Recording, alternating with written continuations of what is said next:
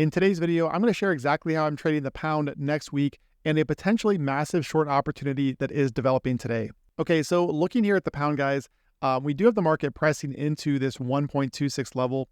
So this is the daily time frame, and very clean chart. We've only got a few levels on here, which is how I like to keep it. And you can see where this area back here has been a pivot now since all the way back here in April and May. So as of right now, the pound is technically still holding above this area because even though it is trading below these lows right back here, okay, we have to treat this as an area just given the price action back here. Okay, so we also have Jackson Hole tomorrow. So we are going to hear from a few Fed members, including Powell. So keep that in mind for the pound. We are likely to see some volatility here over the next 24 hours as we head into the weekend. So this is not a case where I'm looking to trade this market right now, given the fact that it is sitting right here at this level, and it does look relatively weak, but we also have that volatility coming up and also the weekend, okay? So this is not, again, a case where I'm going to trade this. As of right now, this is something where I'm going to look for an entry sometime next week.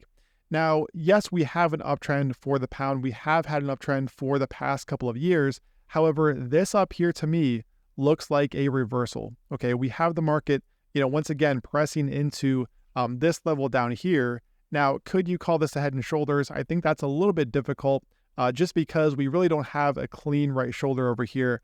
But again, it does overall just look like a reversal to me. Okay, now let's take a look at the DXY, the US dollar index. And if you guys are enjoying this content, be sure to smash the like button and also subscribe to the channel and click that bell icon. And as I mentioned yesterday too, guys, I did just launch a free Telegram group. So I'll put a link up in the top of this video. Click on that link to join the group for free. I'm not as involved there as I am in the paid group, but I do post a few setups here and there. And so far, guys, we did have a pound yen short that played out for over 200 pips. And I also shared a Brent crude setup that is playing out nicely so far. So you can also see the link in the description here on YouTube to join that Telegram group. Okay, so the DXY, looking at the daily time frame, if you guys have followed me for a while, you know all about this reclaim that we got here recently, right around 102.8. Okay, this reclaim right here was a bullish move for the DXY, and we also had the reclaim of the June low back here, as well as 100.8, that previous year-to-date low. So all of these instances were bullish for the dollar.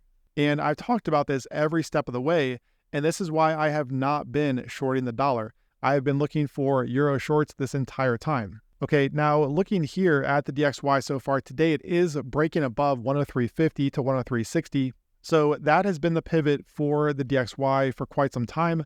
You can see where yesterday's candle tried to get above it and failed. And so far today is looking like it might even take out that high. So the dollar right now going into Jackson Hole does look relatively bullish as long as it closes above this area right here. Okay, now this is going to matter for the pound because even though the euro is the most weighted currency within the DXY index, the pound is also incredibly significant here in the DXY. Okay, so this is going to matter if we see the DXY reclaim this level up here, okay, and also expose 104.30 to 104.20 or so, this area up here, and then we also get a breakout from that. That is going to be key because the next key level for the DXY comes in up there around 105.60, which I do think we are likely to see.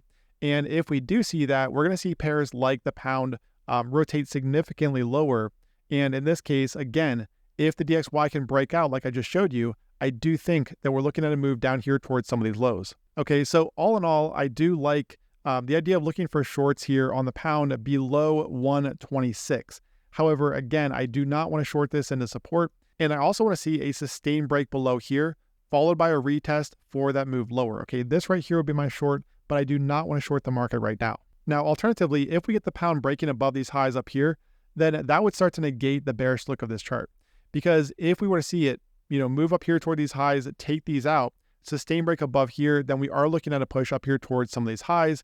And again, that would negate the bearish look and it would continue the uptrend that we've seen.